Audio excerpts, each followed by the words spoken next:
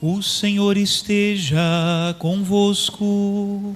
Está no meio de nós. Proclamação do Evangelho de Jesus Cristo segundo Mateus.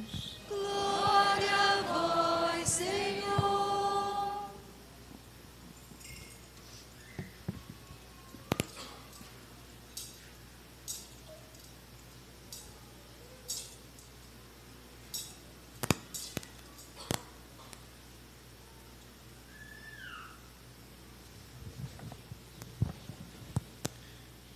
Jacó gerou José, o esposo de Maria, da qual nasceu Jesus, que é chamado o Cristo.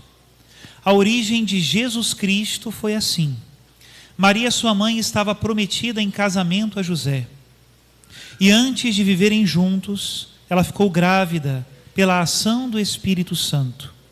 José, seu marido, era justo e, não querendo denunciá-la, resolveu abandonar Maria em segredo.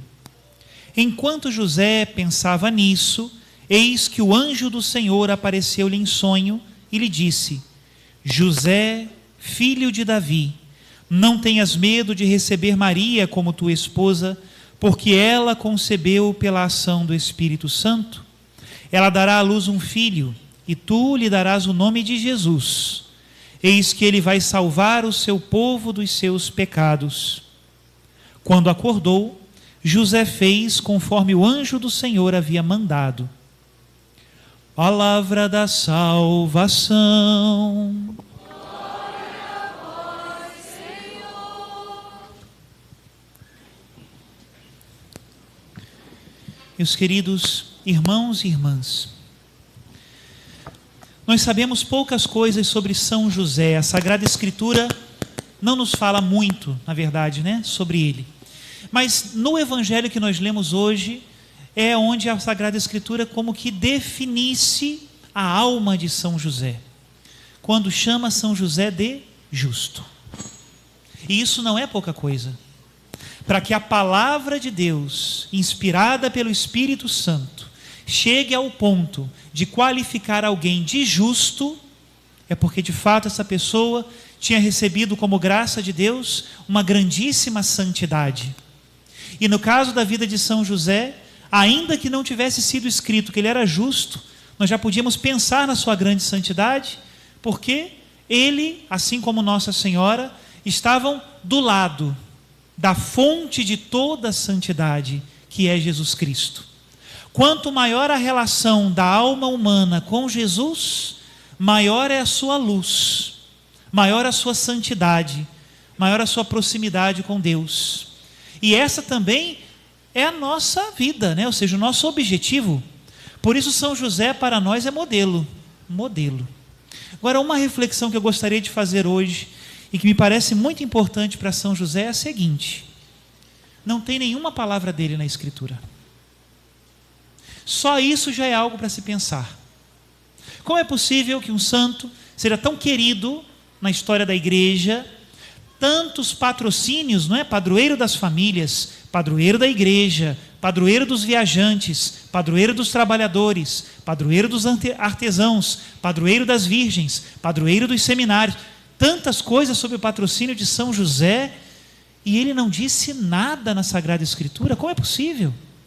Como é possível que este homem tão importante na história da salvação, a ponto de Deus confiar a ele os seus dois maiores tesouros: Jesus Cristo, Filho único de Deus, o amado do Pai, tesouro do Pai, Jesus, e sua mãe, Santíssima Nossa Senhora, preparada desde toda a eternidade para ser a mãe do Salvador. Esses dois tesouros Deus confiou a José, e ele não disse nada. Não tem uma palavra dele na Sagrada Escritura. E é importante isso para a nossa meditação hoje, porque nós vivemos num mundo onde parece que a palavra impera. Não é a verdade que impera, é a palavra. As pessoas estão mais preocupadas em ganhar no discurso do que ganhar na verdade.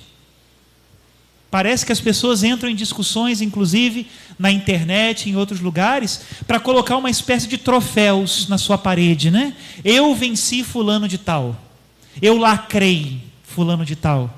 E aí faz um vídeo curto e coloca humilhando o outro com uma fala cortada, que às vezes nem é o discurso completo.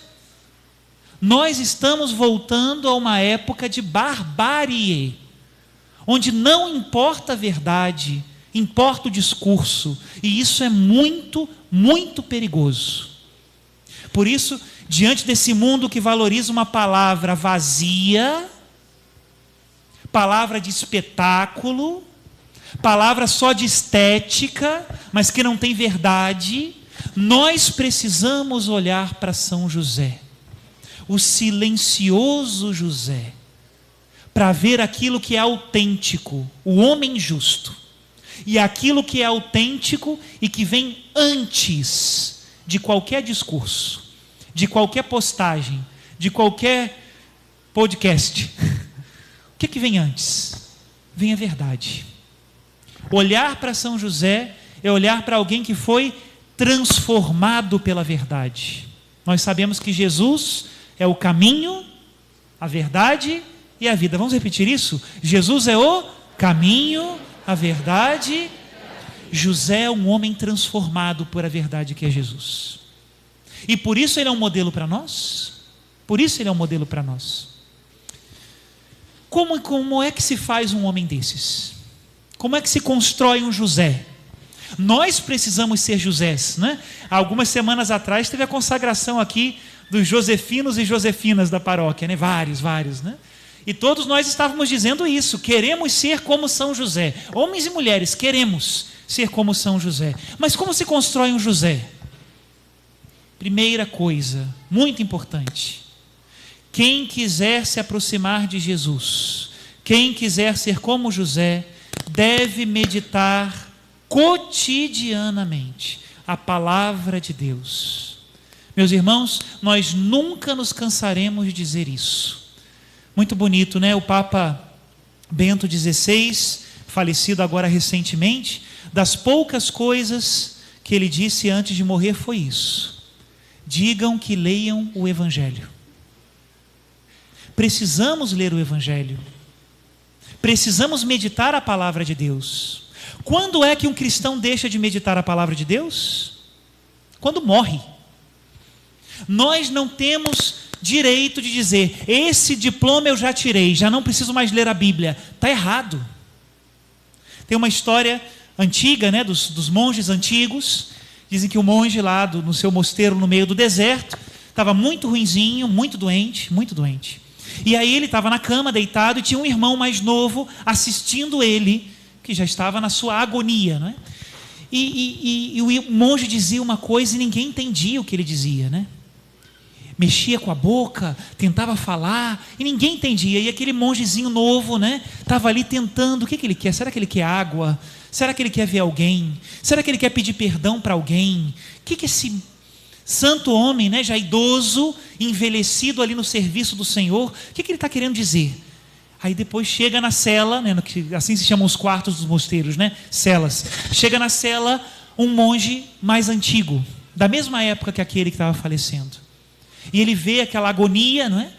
Ele aproxima o ouvido para ver se entende o que o monge está dizendo. E o monge entendeu. Ele dizia: leia para mim o Evangelho.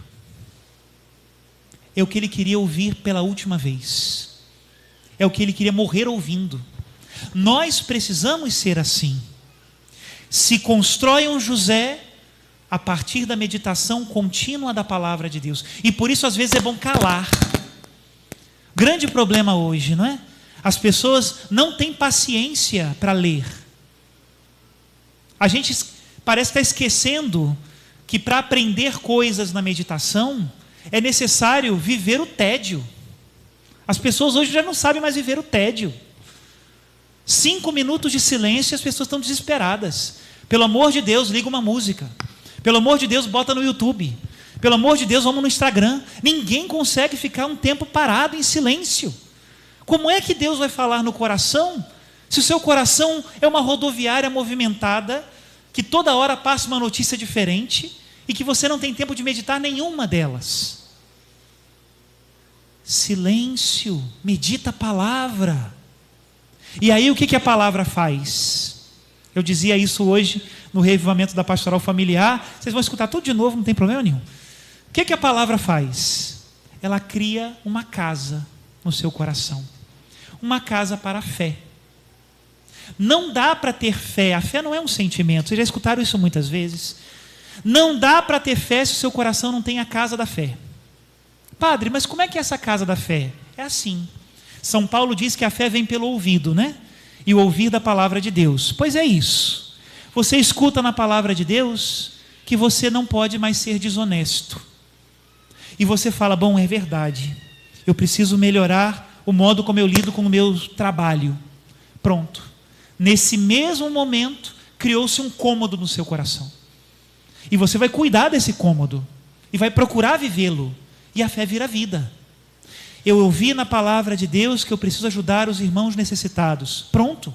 Criou um outro cômodo no seu coração. Não foi um cômodo feito só pela sua boa vontade. Foi criado pela palavra de Deus. E você vai cuidar dele. Não posso cometer adultério. Pronto. Outro cômodo no seu coração. Preciso ser paciente. Outro cômodo. E a fé, na medida em que você vai meditando a palavra de Deus, vai construindo dentro de você uma casa. Vocês viram que na primeira leitura de hoje era a profecia do templo de Jerusalém? Viria um descendente de Davi, que construiria uma casa para Deus. É o templo do Antigo Testamento. E o que acontecia nessa casa para Deus? Ali se ouvia a palavra, e ali se ofereciam sacrifícios agradáveis ao Senhor. E promete a palavra de Deus que todas as nações que fossem àquela casa seriam ouvidos por Deus. Jesus Cristo deu um outro sentido a isso. Agora o templo é o nosso corpo. Nosso corpo é o templo do Espírito Santo. Mas se você não cria no seu coração uma casa para a fé, a partir da meditação da palavra de Deus, a partir da frequência dos sacramentos, não haverá casa para oferecer um sacrifício a Deus. E a fé, se não tem casa, passa pelo teu coração como um viajante. Hoje eu estou com fé, hoje eu estou sem fé.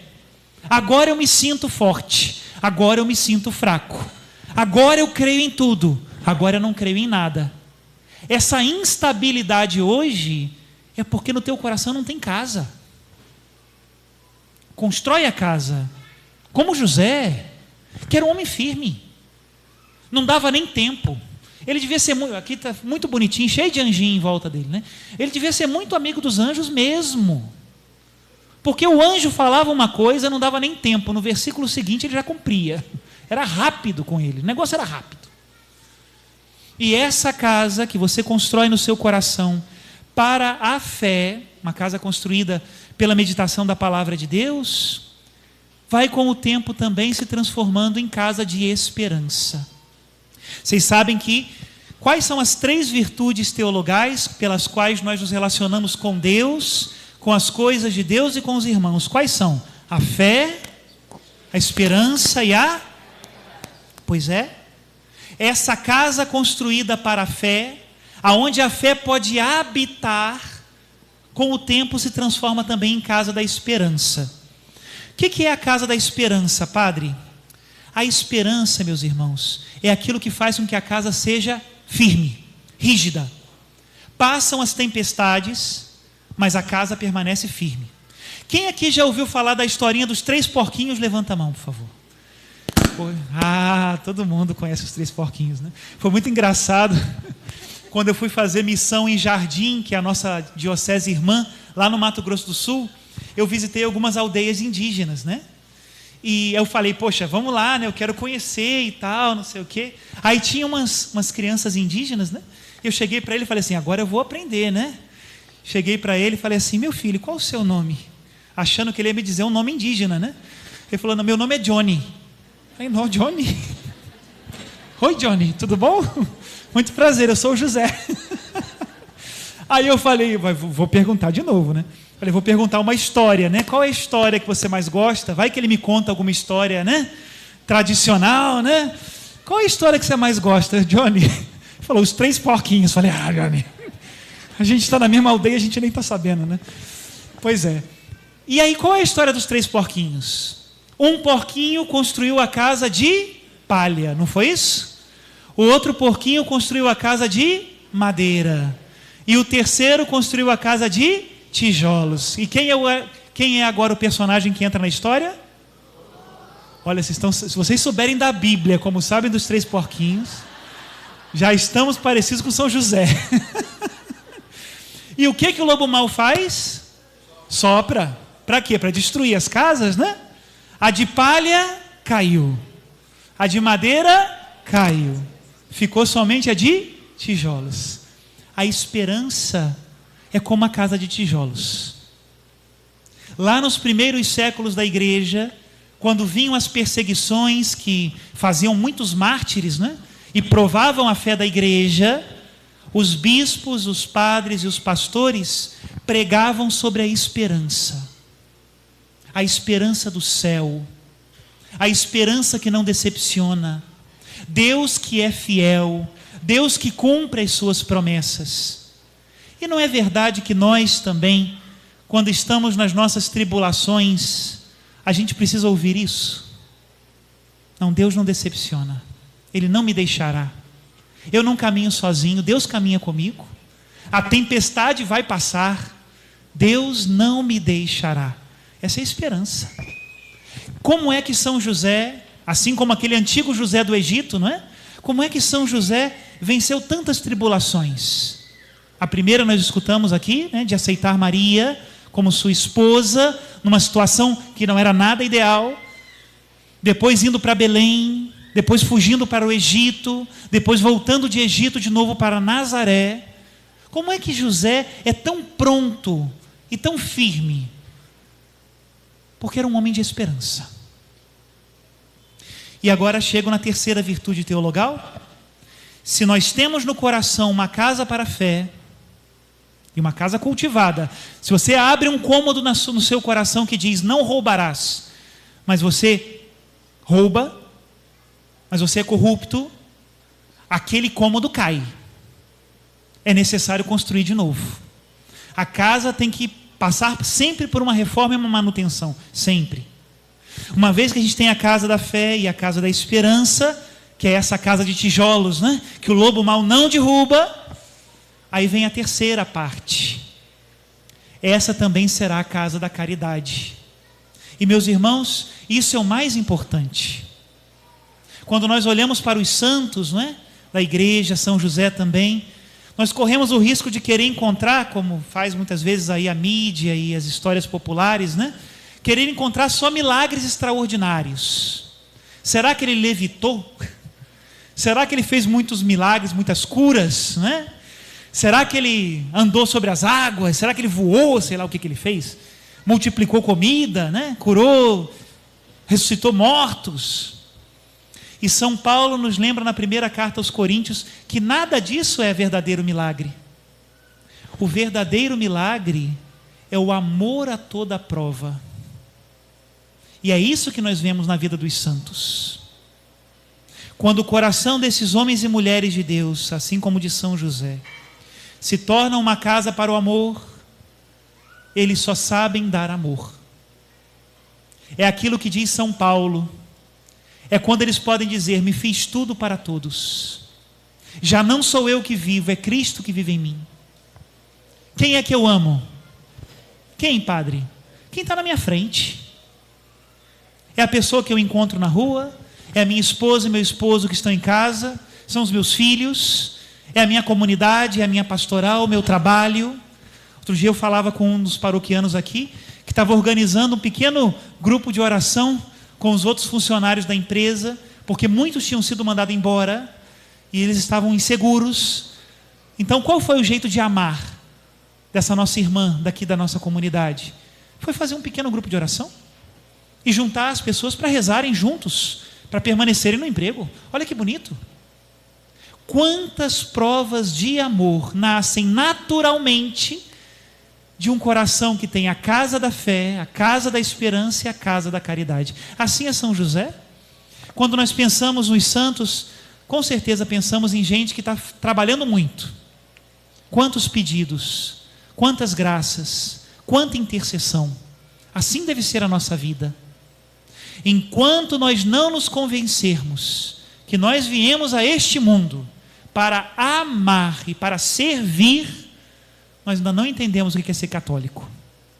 E agora eu termino com o início que eu disse, não é? Hoje em dia nós vivemos uma época em que todo mundo quer ter razão. Todo mundo quer falar demais. Quer ter a última palavra. Nós precisamos abrir mão disso, meus irmãos. E precisamos ser gente que quer amar e servir. Que mostra que é católico não pela postagem, não pelo discurso, mas pelas obras de caridade e de amor. Isso une. O outro divide. Quando o orgulho humano fala, mesmo que seja travestido de doutrina católica, o orgulho só divide. Só o amor une. Que São José interceda por nós. Louvado seja nosso Senhor Jesus Cristo. Para sempre seja louvado. Creio em Deus Pai, Todo-Poderoso,